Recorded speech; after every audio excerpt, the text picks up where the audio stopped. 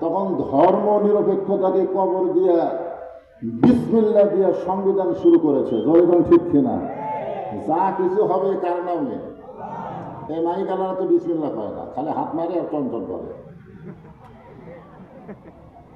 যে কাজের পূর্বে বিসমিল্লাহ থাকবে, শেষে থাকবে আলহামদুলিল্লাহ, বুঝবেন ওই কাজ হচ্ছে আল্লাহর ইবাদত। জোরে কেন সুবহানাল্লাহ। এখন যে কাজের শুরুতে আপনি বিসমিল্লাহ বলতে পারবেন, আপনি বলেন তো সব কাজের শুরুতে বিসমিল্লাহ বলা যাবে? কথা বলেন। বোক মানার সময় কোন স্বামী বিসমিল্লাহ করে শুরু করে? হ্যাঁ, বিড়ি সিগারেট ধরানোর সময় কেউ বিসমিল্লাহ বলে আগুন ধরায়? দুনিয়াতে কোনো হারাম কাজ বিসমিল্লাহ দিয়ে শুরু হয় না। যেই কাজ বিসমিল্লাহ দিয়ে শুরু হবে বুঝবেন সেটা হালাল কাজ। জোরে কান সুবহানাল্লাহ। আমরা সবাই প্রশংসা করলাম কার? খুশি না বেজার? আলহামদুলিল্লাহ। আল্লাহ আমাদেরকে দয়া করে রহম করে রুহের জগতে আমাদের রুহগুলোকে পছন্দ করে দুনিয়ার জগতে আমাদেরকে মুসলমানের ঘরে কবুল করেছেন। আপনাদের এই এলাকার নাম হলো সুলতানপুর। সুলতান মানে বুঝেন? এই কয়েক জায়গায় একটা মাহফিল করলাম সাইডে, এই সামনে বসে জ্ঞান দান করছে, আদর তাই করবে। এই তো আজও এক তো খেয়াল করি আমি।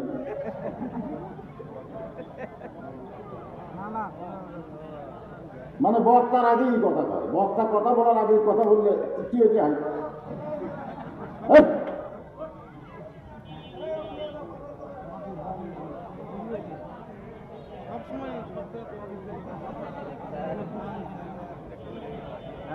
না না, বক্তা বলার আগে শ্রোতা যদি কথা বলে ওয়াজ হবে।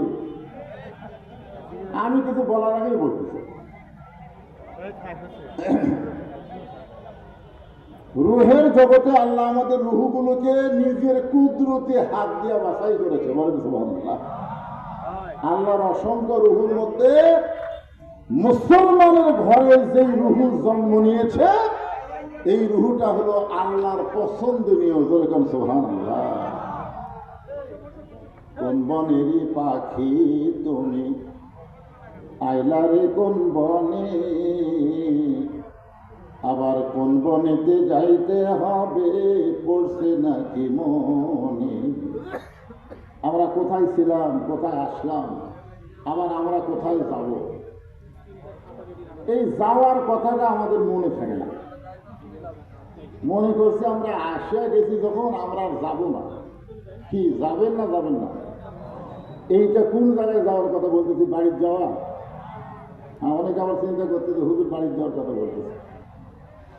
আপনি যেই বাড়িতে যাওয়ার জন্য মনটা মাঝে মধ্যে আপনাকে ব্যাকুল করে দেয়, ওই বাড়িটা হলো আপনার থাকার বাড়ি না, ওই বাড়িটার নাম হলো বসত বাড়ি। জয়গণ কি বাড়ি? তোমরা শুনছাই না? আমরা শুনছি। এপারে তোর বসত বাড়ি, ওই পারে তোর বাসা। কি বুঝলেন? এপারে তোর বসত বাড়ি, ওই পারে তোর বাসা। লাভ করিতে আইসারে ভাবে হইলারে বেদিশা।